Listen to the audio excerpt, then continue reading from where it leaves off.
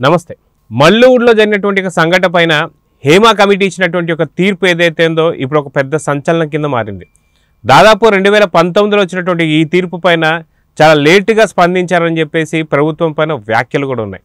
ఏదైతే పినరయి విజయన్ చాలా లేటుగా స్పందించారని చెప్పి, అయితే ఇప్పుడు మల్లూరులో ఉన్న ప్రతి ఒక్క యాక్టర్ కూడా దీనిపైన స్పందిస్తూ వస్తున్నారు. అసలు ఏం జరిగింది, హేమా కమిటీ ఏం చెప్పింది అనేది మనతో పాటు సీనియర్ జర్నలిస్ట్ హేమసుందర్ గారు ఉన్నారు, వారిని అడిగి తెలుసుకుందాం. సార్ నమస్తే. నమస్తే అండి. మల్లూరులో జరిగినటువంటి ఒక సంఘటన ఏదైతే ఉందో కాస్టింగ్ కౌచ్ గురించి చాలా రకాల వేధింపులు జరిగాయని, అంతకుముందులో కాస్టింగ్ కౌచ్ ఒకటే కాకుండా భావన పైన జరిగినటువంటి ఒక కొంత ఘటన కూడా చాలా పెద్ద సంచలనం కింద మారింది. కానీ దీనిపైన తీర్పు 2019లో వచ్చిన దాన్ని పూర్తి స్థాయిలో బయట పెట్టలేదు కేరళ ప్రభుత్వం. ఇప్పుడు పినరయి విజయన్ ఎవరైతే ఉన్నారో సీఎం చాలా లేటుగా రెస్పాండ్ అవుతున్నారని చెప్పి విమర్శలు కూడా ఉన్నాయి. మల్లూరులో ఉన్న యాక్టర్స్ కూడా ఒకరి తర్వాత ఒకరు ఇప్పుడు స్పందిస్తూ వస్తున్నారు. అసలు దీని మొత్తాన్ని ఎలా చూడాలి అంటే ఏం చెప్తారు? అంటే ఏ ఇండస్ట్రీలో అయినా మహిళల మీద వేధింపులు కంపల్సరీగా ఉంటాయి. బయట సాఫ్ట్వేర్ రంగంలోనూ ఉన్నాయి, కాకపోతే సినిమా ఇండస్ట్రీలో ఎక్కువ ఉంటాయి. అంటే అవకాశాల కోసం వచ్చిన వాళ్ళు కాస్టింగ్ కౌచ్ కమిట్మెంట్స్ అడుగుతూ ఉంటారు. ఇందులో భాగంగా భావన అనే నటి తెలుగులో కూడా చాలా సినిమాలు చేసింది, గోపిచంద్తో కూడా చేసింది. అమ్మాయి భావనని కిడ్నాప్ చేసి ఆ దిలీప్ అనే నటుడు మలయాళ హీరో వేధించడంతో అసలు ఇక్కడ వేధింపుల మీద కమిటీ వేశారు. ఆ రిపోర్టు రావటం మీద దాని మీద ఇప్పుడు మొత్తం చాలామంది ఇంట్రెస్ట్ మొత్తం స్పందిస్తున్నారు. ముఖ్యంగా ఏంటంటే నిన్న కాక మొన్న రంజిత్ బాలకృష్ణ అనే బెంగాలీ దర్శకుడి మీద శ్రీలేఖ అని ఒక నటి ఆరోపించింది వేధింపులు ఉన్నాయనే విషయంలో. అలాగే పార్వతి తిరుపతి కూడా ఈ సంఘటన మీద స్పందించింది, ఇట్లాంటి వేధింపులు ఉన్నాయి అని అంది. ఇది ఇప్పుడు కాదు, అసలు ఇప్పటి నుంచో వేధింపులు ఉన్నమాట వాస్తవం ఇండస్ట్రీలో. అట్లా అనుకున్నప్పుడు మలయాళ ఇండస్ట్రీ ఒకప్పుడు బూత్ సినిమాలకు ప్రసిద్ధి, అనేక బూత్ సినిమాలు మలయాళ ఇండస్ట్రీ నుంచే వచ్చేవి. ఇప్పుడు తగ్గింది ఒక విధంగా చెప్పాలంటే. కానీ ఇప్పుడు ఏంటంటే జస్టిస్ హేమా కమిటీ వచ్చిన రిపోర్టు ఆధారంగా ఉన్నాయని చెప్పడంతో దీని మీద అందరూ స్పందిస్తున్నారండి.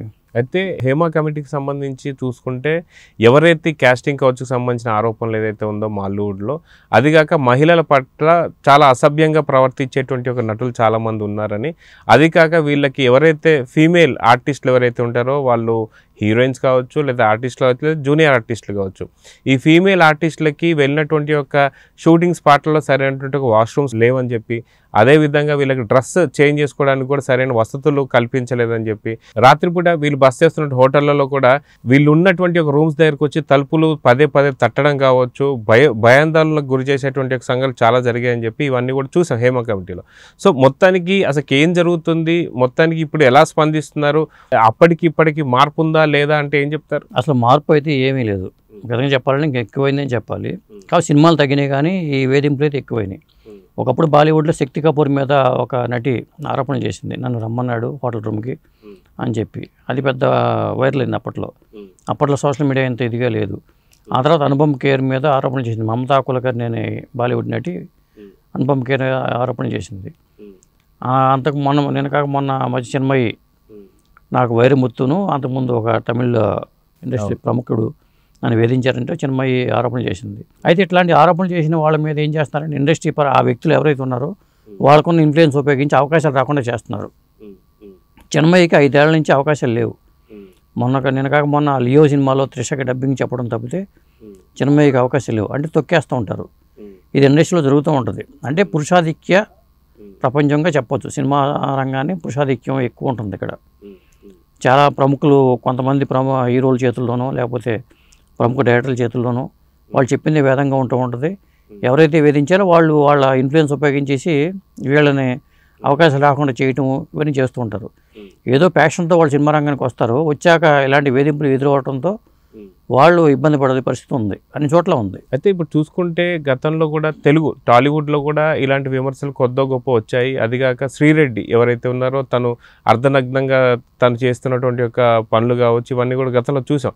కాస్టింగ్ కౌచ్ ఉందని చాలామంది తను వాడుకున్నారని చెప్పేసి అన్న దాంట్లో చాలా వరకు వాస్తవాలు లేవని చెప్పి తర్వాత తెలిసిన సంఘటన. అయితే కొంతమంది క్యాస్ట్ చేసుకోవడానికి కూడా కాస్టింగ్ కౌచ్ను వాడుకుంటున్నారంటే ఏమంటారు? అంటే సినిమా ఇండస్ట్రీ అంటేనే ఇది ఇక్కడ అందరికీ మనకు తెలిసిందే ఎట్లా ఉంటుంది అనేది. అది పూర్వకాలం నుంచి ఉంది. సాధారణంగా ఏంటంటే గొంగట్లో భోజనం చేస్తూ వెంట్రుకలు ఏరుకున్నట్టుగా ఉంటుంది. ఇండస్ట్రీనే అలా ఉన్నప్పుడు దీన్ని ఇంకా భూతత్వంలో చూపించి ఇంకా బదనామం చేయడం కూడా కరెక్ట్ కాదేమనిపిస్తుంది. అందరు ప్రిపేర్ అయిన వాళ్ళే ఇండస్ట్రీకి వస్తూ ఉంటారు. ఇక్కడ వచ్చాము అంటే చాలా రకాలుగా ప్రిపేర్ అయిపోయి వస్తూ ఉంటారు. కాబట్టి వాళ్ళే దీన్ని ఎదుర్కోవాలి. ఇప్పుడు జస్టిస్ హేమా కమిటీ రిపోర్ట్ ఇచ్చినంత మాత్రాన మార్పు వచ్చేస్తుంది అనుకోవడం కరెక్ట్ కాదు. అలాగే మరి మలయాళ హీరో పృథ్వీరాజ్ సుకుమారన్ స్టేట్మెంట్ ఇచ్చాడు ఇవాళ. అదేంటి, ఎవరైతే ఇట్లాంటి ఆరోపణలు ఎదుర్కొంటున్నారో, ఎవరి మీద అయితే ఆరోపణలు వచ్చినాయో వాళ్ళు రాజీనామాలు చేసేయాలి, ఇండస్ట్రీకి దూరంగా ఉండాలని చెప్పి స్టేట్మెంట్ ఇచ్చాడు. ఒక విధంగా అది ఒక మంచి పరిణామం చెప్పాలి. హీరో లాంటి వ్యక్తి ముందుకు వచ్చి ఇలాంటి వాళ్ళు దూరంగా ఉండాలి ఇండస్ట్రీలో అని చెప్పి స్టేట్మెంట్ ఇచ్చాడు. మిగతా హీరోలు కూడా స్పందించి, మమ్ముట్టి, మోహన్ లాల్ మలయాళ హీరోలు వాళ్ళు స్పందించాలి. అలాగే తెలుగు ఇండస్ట్రీలో హీరోలు కానీ వీళ్ళు స్పందించాలి, కానీ స్పందించరు. సాధారణంగా జరిగేది లేడీస్కి సంబంధించిన వ్యవహారం కాబట్టి సాధారణంగా స్పందించరు. అదండి. అయితే గతంలో లియో సినిమాకి సంబంధించి త్రిష పైన వచ్చినటువంటి ఆరోపణలు కూడా చాలా పెద్ద సంచలనం కింద మారింది. అయితే ఇదే సందర్భంలో ఎప్పుడైతే చిరంజీవి గారు రెస్పాండ్ అయ్యి చెప్పారనమాట, ఇలాగా మహిళలకు ఏదైనా అయితే మటుకు నేను అండగా ఉంటానని చెప్పేసి. సో ఇలాంటి తరుణంలో ఇప్పుడు మాలీవుడ్ సంబంధించి హేమ కమిటీ ఇచ్చినటువంటి ఒక తీర్పు తర్వాత ఏదైతే మలయాళంకి సంబంధించిన నటులందరూ కూడా కొంత రెస్పాండ్ అవుతూ వస్తున్నారు. సో టాలీవుడ్ నుంచి కూడా రెస్పాన్స్ ఈరోజు రేపు ఎక్స్పెక్ట్ చేయొచ్చు అంటారా? దీని మీద చర్చ జరుగుద్ది ఖచ్చితంగా. ఇప్పుడు మలయాళ ఇండస్ట్రీలో దీని మీద అక్కడ రిపోర్ట్ వచ్చిన తర్వాత సౌత్ ఇండియాలో ఉన్న దీని నుంచి కూడా అన్ని ఇండస్ట్రీ నుంచి కూడా స్పందన వస్తుంది. ఛాంబర్ వాళ్ళు డిస్కస్ చేసుకుంటారు ఇలాంటి ఎలిగేషన్స్ ఉంటే. ఎందుకంటే రెమ్యునరేషన్ పరంగా కూడా వేధిస్తూ ఉంటారు. ఇప్పుడు ఏ అమ్మాయి అయితే రిజెక్ట్ చేసిందో ఆ అమ్మాయికి సంబంధించిన రెమ్యునరేషన్ ఇవ్వడంలో కానీ ఇలాంటి వేధింపులు ఉంటూ ఉంటాయి. ఒక నటి, నాకు తెలిసినంతవరకు ఒక నటి ఇప్పుడు 2001, 2002 ఆ సంవత్సరంలో సింగపూర్లోనే అక్కడ షూటింగ్కి వెళ్ళారు, మలేషియా సింగపూర్లో. అక్కడ వేధించారు ఆ అమ్మాయిని. ఆ అమ్మాయి తర్వాత బయటకు ఇక్కడికి వచ్చిన తర్వాత, అక్కడ షూటింగ్ నుంచి ఇక్కడికి వచ్చిన తర్వాత చెప్పింది, ఇలా జరిగింది చెప్పింది ఆవిడ. అప్పుడు పత్రికల వార్తలు కూడా వచ్చినాయి. ఆ తర్వాత ఒక బాలనటికి సంబంధించిన తల్లి ఆరోపణ చేసింది. ఒక ప్రముఖ హీరో, మన తెలుగు ఇండస్ట్రీలో ఉన్న ప్రముఖ హీరో, ఆ రూములు తలుపులు కొట్టి హడావుడి చేశారు వాళ్ళు. వాళ్ళ అమ్మని పంపిస్తారు, చైల్డ్ ఆర్టిస్ట్ వాళ్ళ అమ్మని రమ్మని ఆయన తలుపులు కొట్టారని చెప్పారు వాళ్ళు స్వయంగా. అంటే ఇలాంటివి ఏంటంటే ఆ సినిమా రంగంలో యాక్ట్ చేసే నటీనటులకే కాకుండా చైల్డ్ ఆర్టిస్టులు ఉన్నా, వాళ్ళతో తోడుగా వెళ్ళిన తల్లిదండ్రులు ఉన్నా కానీ వాళ్ళు కూడా ఫేస్ చేయాల్సి వస్తుంది. ఆ పరిస్థితి ఉంది. సో ప్రస్తుతం చూసుకుంటే ఈ యొక్క చర్చ, ఏ హేమ కమిటీ ఇచ్చినటువంటి ఒక తీర్పు అనే దాని మీద చాలా పెద్ద చర్చ అయితే జరుగుతుంది. ఇది ఓన్లీ మల్లువుడ్కి సంబంధించినటువంటి ఒక తీర్పే అనుకోవచ్చా, లేదంటే అన్ని భాషల్లో ఉన్నటువంటి ఒక సినీ రంగానికి సంబంధించిందంటే ఏం చెప్తారు? అది ఇండియన్ సినిమా ఇండస్ట్రీకి సంబంధించిన అంశం ఇది. కాబట్టి బాలీవుడ్ నుంచి వచ్చేవాళ్ళు, హీరోయిన్లు కానీ లేకపోతే ఇతర రాష్ట్రాల నుంచి వచ్చిన చాలామంది పరభాషా హీరోయిన్లు మనకు ఉంటున్నారు. వాళ్ళు సాధారణంగా చాలా ఫ్రీగా ఉంటారు, ఇబ్బంది లేకుండా ఉంటారు. తోడుగా తల్లిదండ్రులు కూడా తెచ్చుకోవట్లేదు. ఇప్పుడు ఒకప్పుడు తల్లిదండ్రులు తీసుకురావటం, వాళ్ళ కోసం హోటల్లో రూములు బుక్ చేయటం నిర్మాతకు చాలా అదనంగా భారంగా మారేది. వాళ్ళ కోసం ఫ్లైట్ టికెట్లు తీయటం అంతా జరిగేది. ఇప్పుడు ఆ భారం కొంత తప్పింది, అది తగ్గిపోయింది. కాకపోతే ఈ వేధింపులు అనేవి కంపల్సరీగా ఉంటాయి. ఒంటరిగా వస్తున్నారు కాబట్టి దాన్ని ఎదుర్కోవడానికి సిద్ధపడే వాళ్ళు ఇండస్ట్రీకి వస్తారు.